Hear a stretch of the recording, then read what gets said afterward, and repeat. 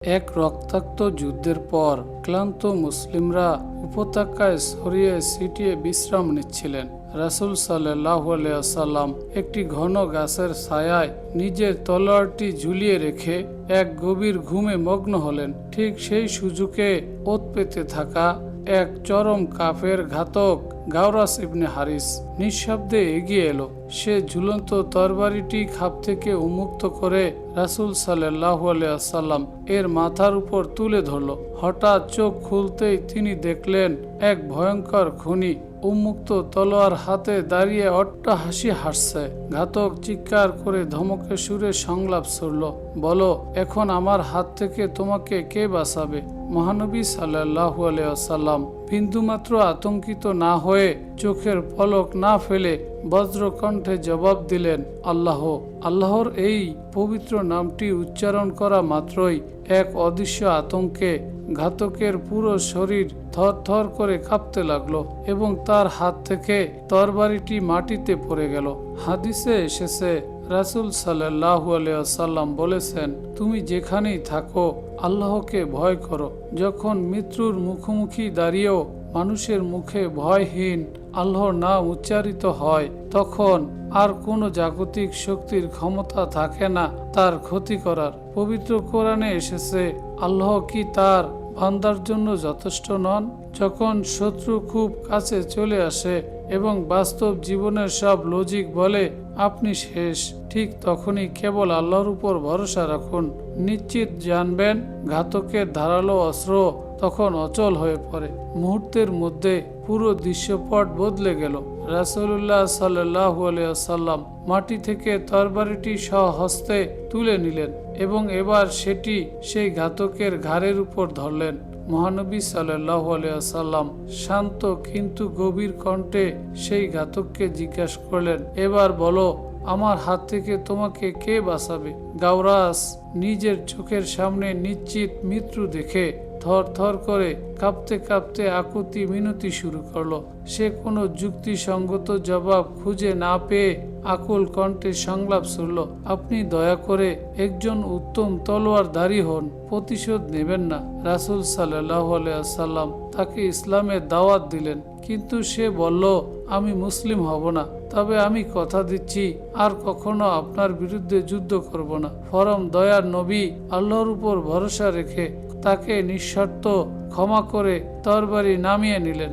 হাদিসে এসেছে, রাসূল সাল্লাল্লাহু আলাইহি ওয়াসাল্লাম বলেছেন, যে মানুষের প্রতি দয়া করে না আল্লাহ তার প্রতি দয়া করেন না। শক্তির চরম শিখরে পৌঁছেও যখন কেউ আল্লাহর খাতিরে শত্রুকে ক্ষমা করে দেয়, তখন বুঝতে হবে তার ভালোবাসার জায়গাটা কত উঁচুতে। পবিত্র কোরআনে এসেছে, আর যে ব্যক্তি আল্লাহর উপর ভরসা করে আল্লাহ তার জন্য যথেষ্ট।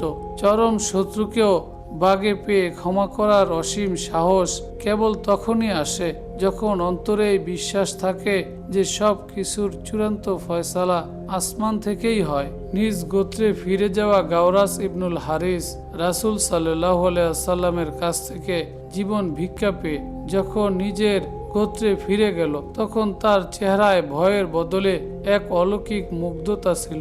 কওমের লোকেরা তাকে ঘিরে ধরে জিজ্ঞেস করলো, তুমি তো তাকে একা পেয়েছিলে, তবে কেন খালি হাতে ফিরলে? কি ঘটেছিল সেখানে?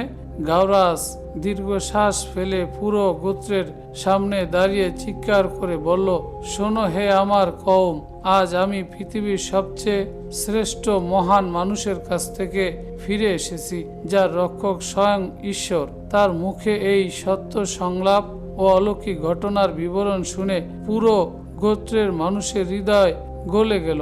আল্লাহর উপর সেই মহান ব্যক্তির ভরসা শক্তি দেখে উদ্বুদ্ধ হয়ে গাওরাস নিজে এবং তার পুরো গোত্র দলে দলে ইসলাম গ্রহণ করে ধন্য হলো।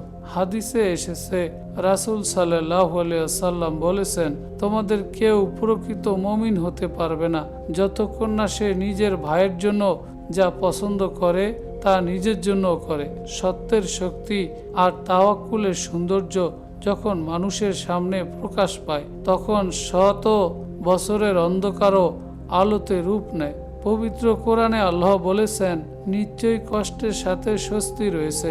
আপনার সততা আর আল্লাহর প্রতি নিখাত তাওয়াক্কুল যদি খাঁটি হয়, তবে আপনার জীবনের চরম সংকটকালেই অন্য হাজারো মানুষের অন্ধকার জীবনকে বদলে দেওয়ার সবচেয়ে বড় মাধ্যম হয়ে দাঁড়াবে। আজকের ঘনভঙ্গুর দুনিয়ায় আমরা সামান্য আর্থিক ক্ষতি, সামান্য শত্রুর ভয়ে মিথ্যা অন্যায়ের আশ্রয় নেই।